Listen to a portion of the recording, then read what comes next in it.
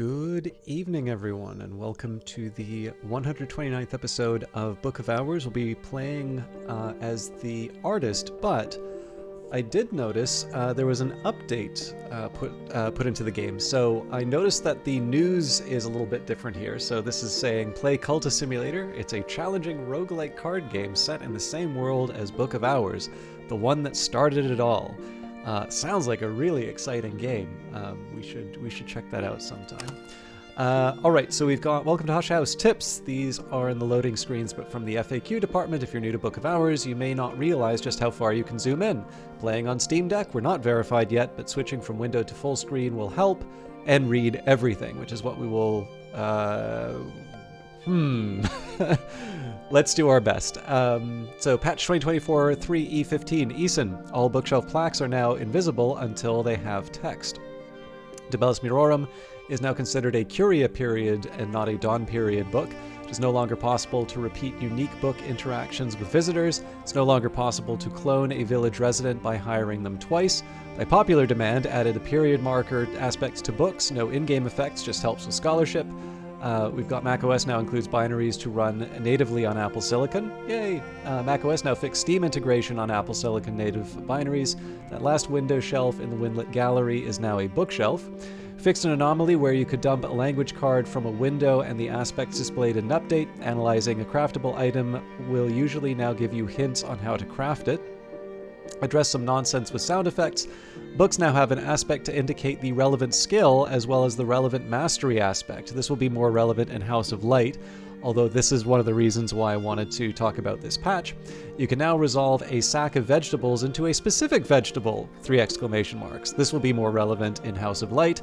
Some minor UX improvements, notably a refill button to allow redoing actions with the same items more quickly. Lots of typo fixes, added a few small, well-hidden surprises, which I've actually been falling behind on in terms of picking up. Hotfixes, shader issue causing flicker on some background images, card burn SFX missing, added better logging for content file issues, crash on collect refill, better behavior for refills, certain bus niches mysteriously disappearing, missing requirements for Winlet Gallery and Wine Cellar now correctly handles non-standard casing in location text keys, text and room detail. Windows is now localizable, oddity where incidents were resurrected, some weird recipe priority behavior when trying to study a difficult book where crafting recipes were implicated. Note, on beta, you may have seen a writing case go briefly live. This is unfinished content that should launch, TBC, as a free update alongside House of Light. Sorry for the accidental tease. And if you don't know what that is, don't worry. There will be more as the as time goes by now. Settings. Okay. I noticed they changed some of the font. Everything just kind of feels a little chunkier. But I'm noticing more or less the settings are where I left them. And you know what? While we're in this menu, Weather Factory is design, writing, and coding Alexis Kennedy, art production, marketing Lottie Bevan. Salute our collaborators, additional coding Roman Laskudov, Knights of Unity FRGM, additional art Adrian Decken, Clockwork Cuckoo, and Catherine Unger, music by Maribeth Solomon and Brett Barkman from Mickey Mar Productions Limited, RIP Mickey Herb, SFX from Sound Cuts. I'm going to give apologies to the Steam page localization.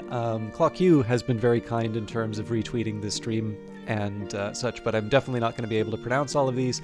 Special thanks to lots of people. Actually, I believe this is a new name for the Steamworks. And then Fingles Coffee, Johnny Coughlin and Mark Lewis, Alex Tuddy, Anna Poulter-Jones, PK and Sonia, Matt and Taz, and Sulo and Cheap. So, let's keep going. Don't panic if you think you've hit a dead end. Try something else. There's always a way forward, though it may not be the one that we'd planned. All right. I, as always, don't remember where we left things. So let's see. We are talking with Reverend Tin. Okay, so this is good to know. So I'm going to open up the Slithering Fountain. So with Reverend Timothy, this is the first one that we did. I actually don't think I have my pencil with me. I've got Reverend Timothy, a Shapt, Newman, and the Sacrament Asite, so I don't think that will be too much of a problem. Now, I might have also wanted to try something with Mrs. Kill. No,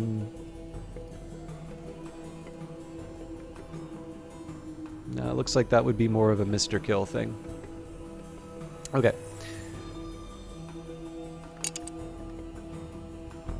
So I'm reasonably happy with where we're at there.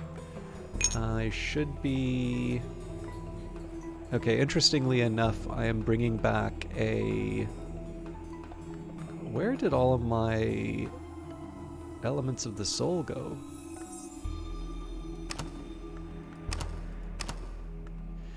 Okay, so I'm a little worried here about where my Shapt has gone. So it looks like we're bringing back the core.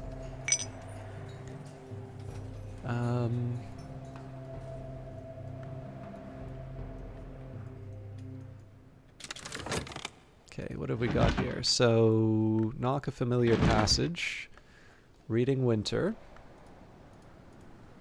probably making the Sacrament Asite here? No, making a curious hunch. Okay, I wonder why... I guess because I knew I had the rest of the day.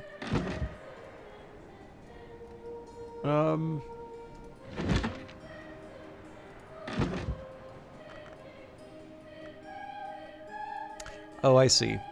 Right. So I was also going to be leveling up Ragged Crossroads and Preliminal Meter. That is probably why I'm doing what I'm doing. Okay.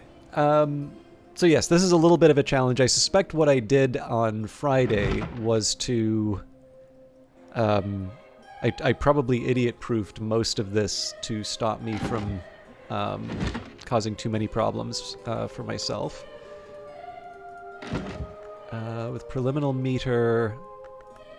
Okay, so I've got the FET available. That's good. For the Ragged Crossroads, presumably I'm keeping the Arab so that I have the edge. So I think at this point, what I'm going to do is I'm just going to wait and let the day kind of pass as it's supposed to. We'll give Reverend Timothy the Sacrament Asite, and then if I need extra time to get the Shapt back, which I very likely will, we'll just talk with Mrs. Kill to get the relevant memories. As for the rest of it, again, we'll see where the day goes.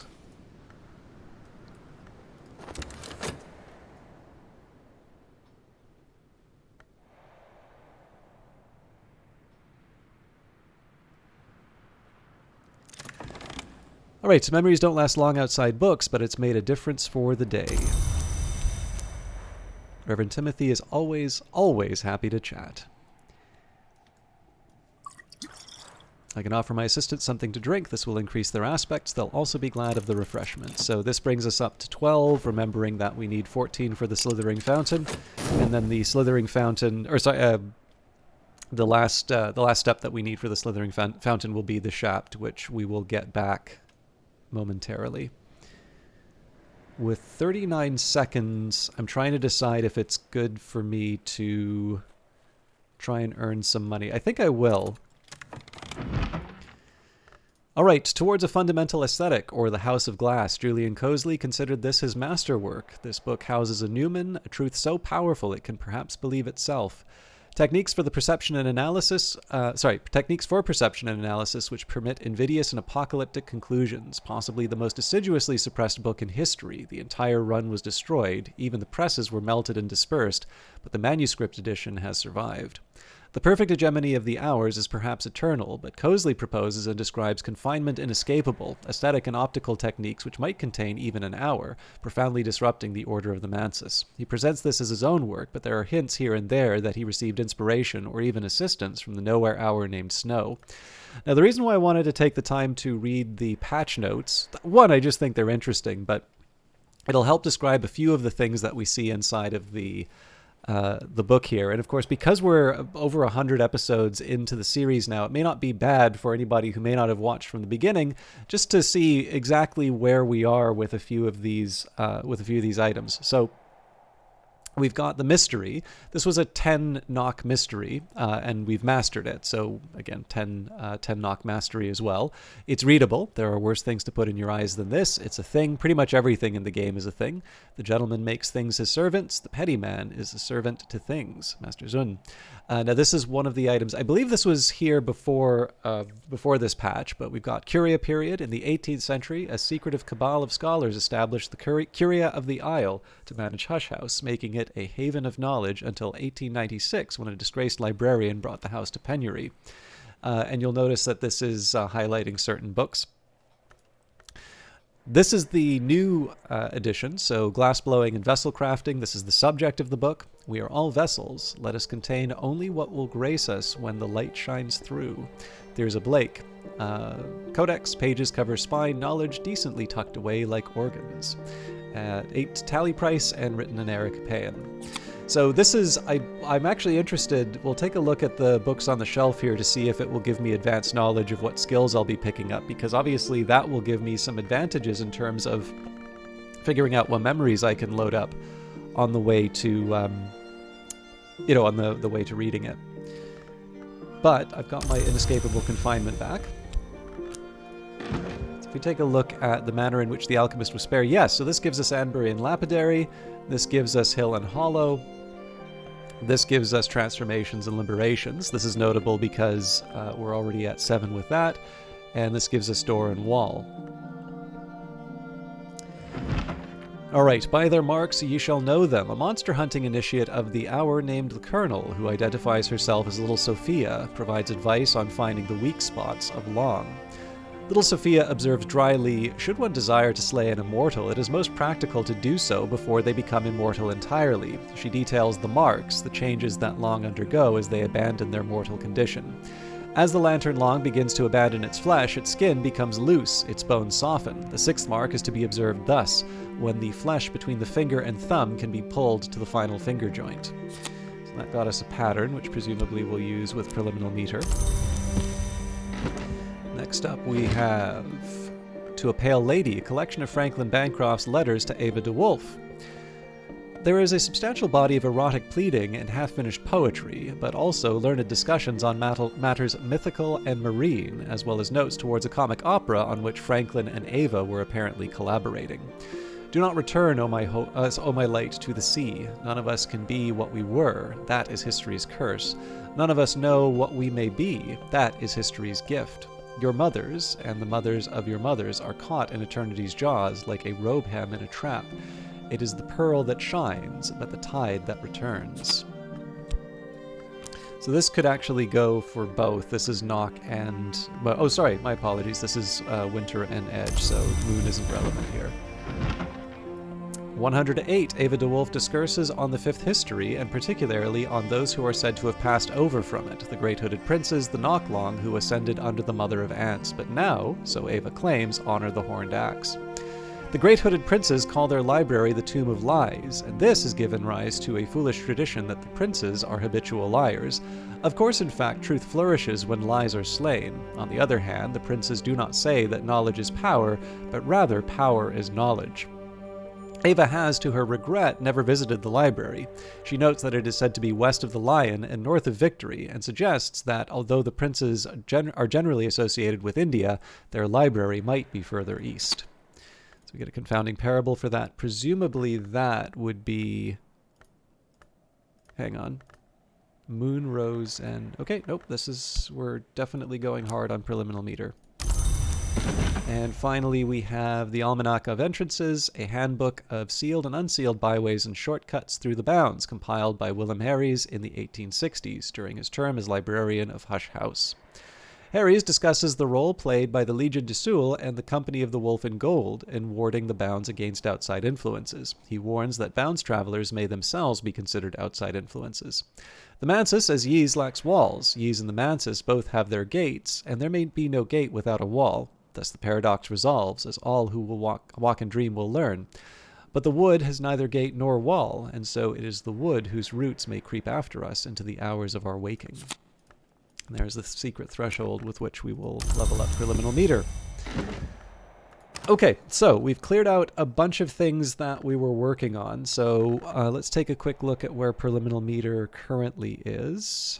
Actually, it looks like it's already being used for the Curious Hunch. So this is 7. All right, we are going to need... All right, so I was going really hard on this one. So I've got 3.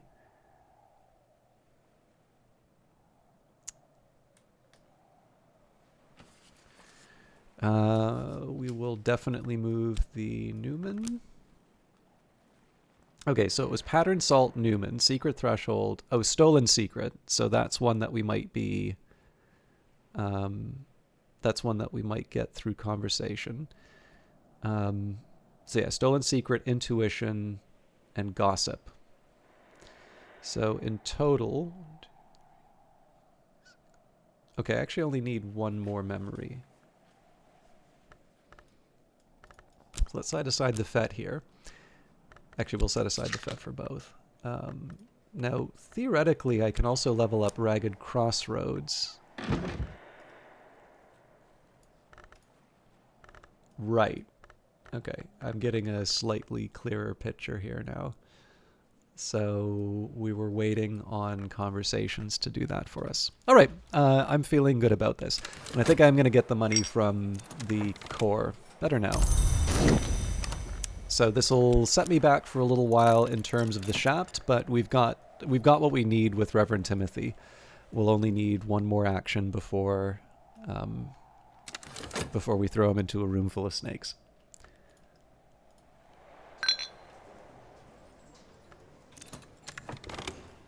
Down to the Grussians. This has boosted their aspects appropriately. Now, as much as I like talking with Reverend Timothy, we're going to have a chat with Mrs. Kill right now so that we can get our memories a little bit faster. Mrs. Kill has seen more of the world than she usually lets on. Conversations with her yield the occasional surprise. The consolation is that Reverend Timothy will get our shaft, which of course is associated with conversation. Well, speech, but...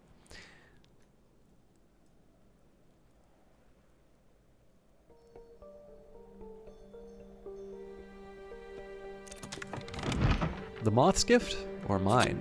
All right, Curious Hunch is persistent. This is actually good to know. So Curious Hunch gives me Knock, Lantern, Moth, and Heart. So this is a rather powerful memory. I might even want to try hanging on to it. I will allow myself its use if I don't have other memories to throw at it. But between the intuition, so what do we have here?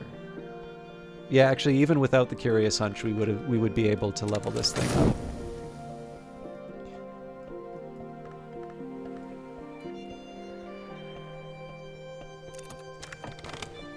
Hey, there's the gossip we were looking for. There it is in Camino Tizzer. Mrs. Kill, as every local gossip knows, came from France to marry Mr. Kill, but there's scant trace of the continent in her accent now. So we have 1, 2, 3, 4, 5, 6. If I throw the... Oh, we've already got inescapable confinement, my bad. So let's say at the end of the day, if I'm not able to push this thing over the edge, maybe we use the Curious Hunch.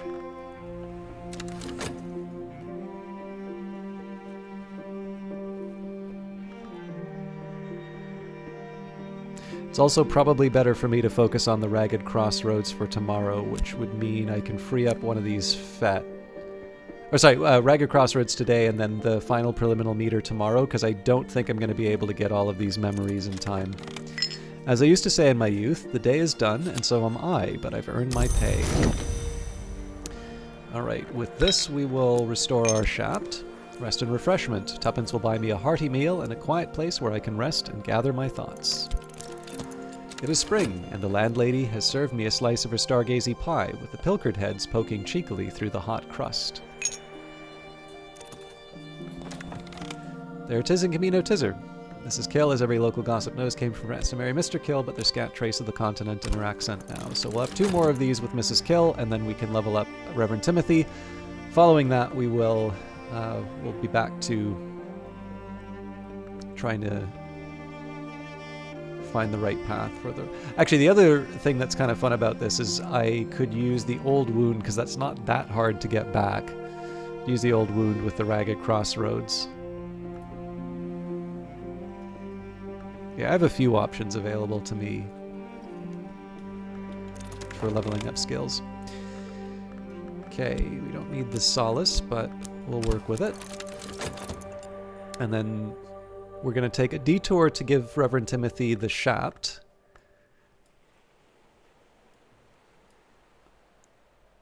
But I will use the core to get some more money. I could, of course, use it to get a memory. Better now. But in this case, I suspect a lot of my time is going to be spent... I think a lot of my time is going to be spent using the money that I'm earning now to restore elements of the soul to level up certain skills. Regret. Oh, that's helpful for the ragged crossroads. So Mrs. Kill has been very, very helpful today. Reverend Timothy is always, always happy to chat. Education or beguilement? Boosts knock and forge. So we're almost at the end of the day. We've got 30 more seconds with Reverend Timothy. We'll toss him towards the objective right away. And then with Mrs. Kill, I think we get one more conversation with her before we want to start figuring out what books we want to read. You know, I'm actually going to change things up a little bit. So we're going to use the Ragged Crossroads. So we go Ragged Crossroads here. We'll put the Arab towards the effort. We'll use the Old Wound and the Regret. I'm no expert, but I'm no dabbler either. So this FET is set aside to level up the preliminal meter. But what's nice here is that if I need, I can get the intuition or whatever memory I want. I'll be able to read a book. So let's say this gets me the intuition. Hang on.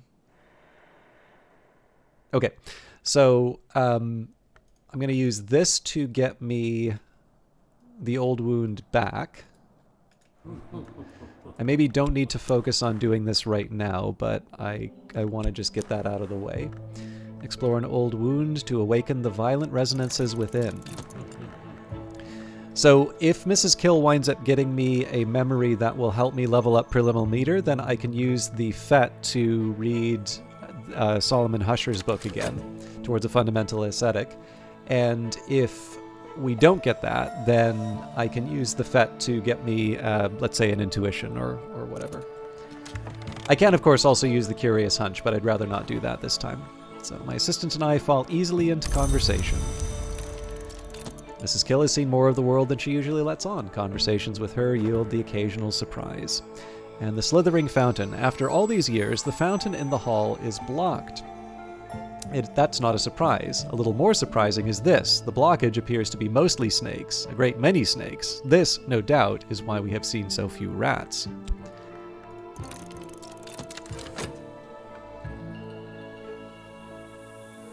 It's not an overwhelming objective right now to open up these rooms, but just generally opening rooms is nice. You learn more about the house, you learn more about the history. The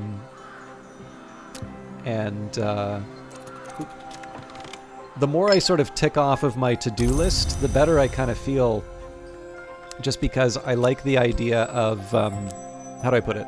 I like the idea of being able to say, okay, now that I have a little more downtime, we're going to open some boxes, or I'm going to, I'm going to catalog those last few books. There's sort of an implicit priority list. It's mostly just kind of in the back of my head, but there's a few things that, if I can, I try to get out of the way. All right, manual labor. There's not much work on offer in Brandcrude, but I can find 6 pence worth of odd jobs. And the skill is now level 3. Its power aspects have also increased. So Ragged Crossroads again wasn't the most urgent of my tasks, but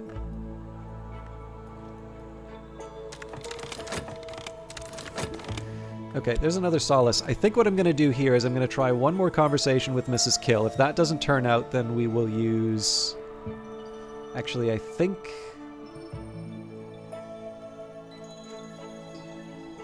I actually wind up in trouble if I do that. So we will still talk with Mrs. Kill. I've got 1, 2, 3, 4, 5, 6 towards our goal. Okay. So here I am going to get the intuition from the FET. This closes off the possibility of renewing the inescapable confinement, but that's not the end of the world. I don't think I've done Orchid Transfigurations recently. Grail Satisfaction. I've mastered this, but I could reread it and perhaps recall a memory.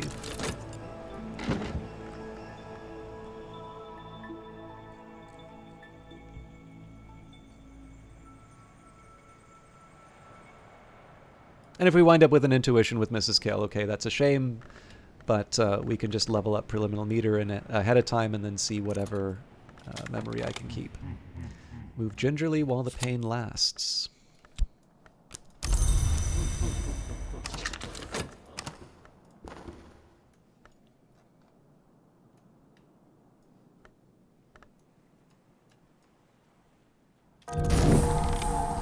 Their tisn can be no tizzer. Mrs. Kill, as every local gossip knows, came from rats to marry Mr. Kill, but there's scant trace of the continent in her accent now.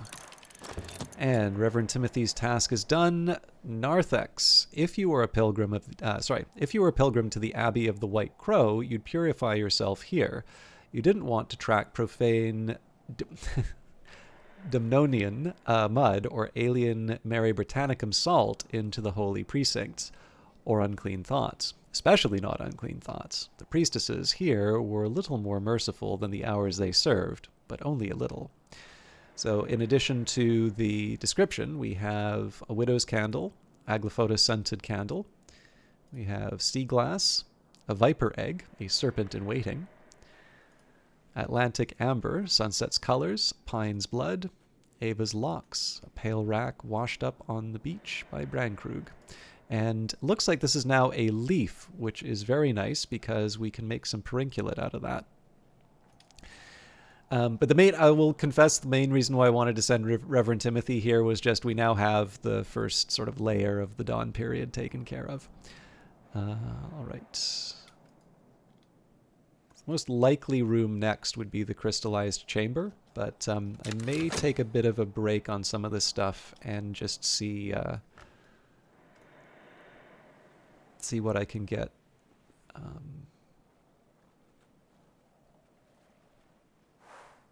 Night has fallen, dawn will come soon. I may just want to see what I can get through cataloging books and such.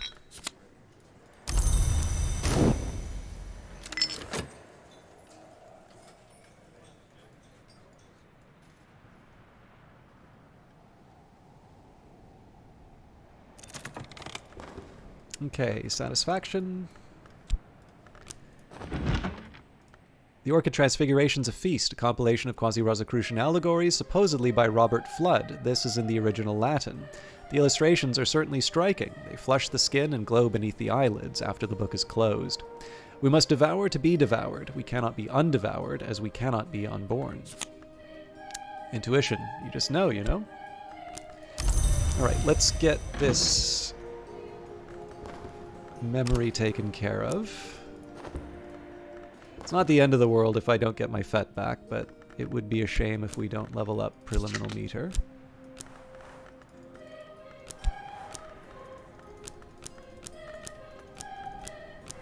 One thing I can do, so if let's say we keep inescapable confinement, we can take a quick look. Well, the Didymos and the Curious Hunch are more difficult to get, so yes, we'll apply the inescapable confinement here. And tomorrow's big goal will be to earn 8 of the memories, but I don't think that will be too hard. I think the big question that I will run into is it makes sense for me to set aside Mrs. Kill, or maybe even Mr. Kill. I'll have to make a decision about that. Like we can actually also rest on one of the memories here. So solace or satisfaction. it doesn't really matter. I'll hang on to the solace. Now that night has fallen, I can rest and perhaps dream on the day's doings. There's a small argument for me to include, Mr. Kill, because he would potentially give us access to the crystallized chamber. The drawback there is that I'm back to dividing my attention between leveling up one of my characters and leveling up my skills. And I'm going to, if I want to just through sheer force of will get the 8 memories that I need, most of my elements of the soul are going to be occupied with getting the skills that I need. So we'd say we'll set aside 1 FET. We need 8 elements of the soul on top of that. So that's a total of 9. So we've got 2, 3, 4, 5, 6, 7, 8, 9. That leaves me 1, 2, 3, 4. Well, actually, no, 4 isn't the end of the world. Maybe I do try with Mr. Kill. Something I'm not going to have to worry about until Wednesday's episode anyway, but we'll see the night through.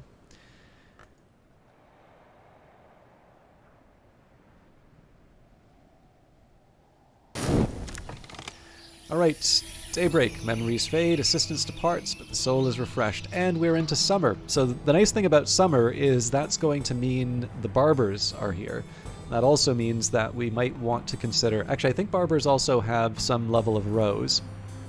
So the Perilous Path, the Silent Hall, and the Crystallized Chamber are all in play now. So I'll take a minute to sort that out. I might even take a break between recording the 2 episodes just so that I can I can get my pencil and maybe work out a few details. But as far as unlocking rooms is concerned, it actually looks like we have got some pretty good opportunities coming up. On top of that, just as a reminder in terms of the to-do list, we know that there is a secret of the house at this shrine, which we need to uncover. We don't need to, but we will uncover. 3 books to catalog. We've got packages in this room. We've got packages in this, or a package in this room, and then packages here as well. So this is one of the reasons why I'm a little worried about tying up too many of my elements of the soul. Just because in the end, I have a lot that I want to do with them. And then, of course, the current affairs. But we will take care of that in the next episode. Thank you very much for watching. As always, Tuesday, well, I guess as always, thank you for watching. But as is true for every week, tomorrow I will not have an episode. That's a me day. One day the videos that I was doing for Tuesdays will come back, but I am very, very busy and I don't want to commit to doing more things because that might mean that I can't do this. But Wednesday we will be back to resolve all of the tasks that I just talked about here, and we will continue on through Thursday and Friday. So enjoy your day in between. We'll see you Wednesday. Take care.